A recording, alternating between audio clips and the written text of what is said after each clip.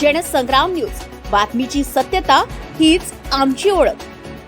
शिवसेना पक्षाच्या नगराध्यक्ष पदाचे उमेदवार दीपालीताई देशमुख या आर्वी नगरपालिकेला नगराध्यक्ष पदासाठी उमेदवार म्हणून उभे आहे आणि त्यांनी चांगलं काम करण्याची एक संकल्पना केलेली आहे. आणि दीपालीताई देशमुख या वेल एज्युकेटेड असल्यामुळे, त्यांना पूर्ण सामाजिक जाणीव आणि सामाजिक अभ्यास असल्यामुळे त्यांचं एज्युकेशनही त्या सामाजिक कामामध्ये झालेलं आहे आणि त्यामध्ये त्यांना परिपक्व आणि पदवीधर असल्यामुळे त्यांना आता आपण या आर्वी नगरपालिकेच्या होणाऱ्या नगरपालिकेच्या 2 डिसेंबरच्या इलेक्शनसाठी त्या उभ्या आहेत आणि त्यांचं एक चांगलं काम करण्याची एक मानसिक तयारी असल्यामुळे ते आज बोलणार आहेत. नमस्कार, जय महाराष्ट्र. मी दीपाली निलेश देशमुख. सर्वप्रथम जनसंग्राम न्यूजवाल्यांचे आभार मानते की त्यांनी मला माझे मत मांडण्याची संधी दिली.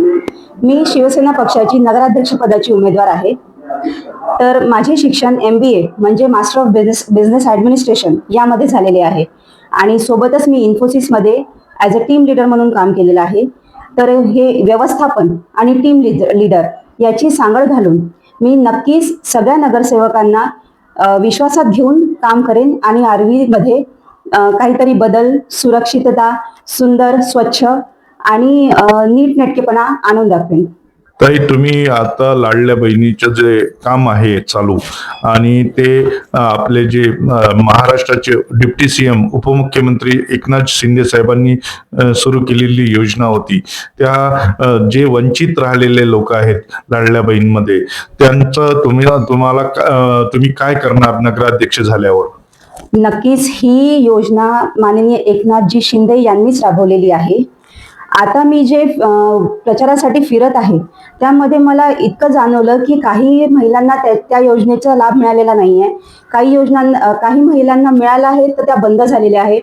तर मी नक्कीच प्रयत्न करीन की नगराध्यक्षपदी निवडून आल्यावर मी त्या योजना परत त्यांना सुरू करून देईन आणि ज्या त्याच्यापासून वंचित आहे त्यांना त्याचे लाभ मिळवून देईन.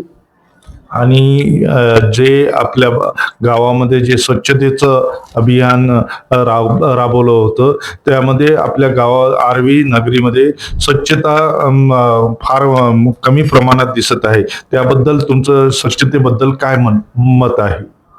नाही, खरंच आहे. मी जे प्रचारासाठी फिरते आहे, मला इतक्या गल्लोगल्ली फिरावं लागत आहे. इतके बेकार रोड आहे, स्वच्छता अजिबात नाही आहे. नक्कीच मी त्यावर प्रयत्न करीन. नगराध्यक्षपदी निवडून आल्यावर मी सर्वात प्रथम आर्वीच्या स्वच्छतेवर लक्ष देईन आणि आर्वीला स्वच्छ करून दाखवेन. धन्यवाद. धन्यवाद. जय महाराष्ट्र.